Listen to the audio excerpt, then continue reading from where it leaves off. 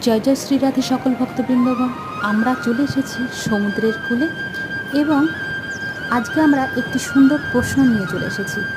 সমুদ্র দেখলেই সনাতন ধর্মের আমাদের সেই পৌরাণিক কথা সমুদ্র মন্থন লীলা মনে পড়ে যায়। তো আসুন, প্রশ্নটি আমাদের আজকে, সমুদ্র মন্থন লীলা কোন যুগে হয়েছিল এবং সমুদ্র মন্থন লীলা কোন কোন গ্রন্থে বর্ণনা আছে, আমরা উত্তরটি জেনে নেব। সমুদ্র মন্থন সত্যযুগে হয়েছিল এবং এই সমুদ্র মন্থন লীলা বিষ্ণু পুরাণে, শ্রীমদ্ ভাগবত মহাপুরাণে এবং মহাভারতে বর্ণনা আছে। উত্তরটি ভালো লেগে থাকলে অবশ্যই কমেন্টে জানাবেন। আরও যদি প্রশ্ন থাকে আপনাদের, অবশ্যই প্রশ্ন করবেন কমেন্টে এবং লাইক অবশ্যই করবেন।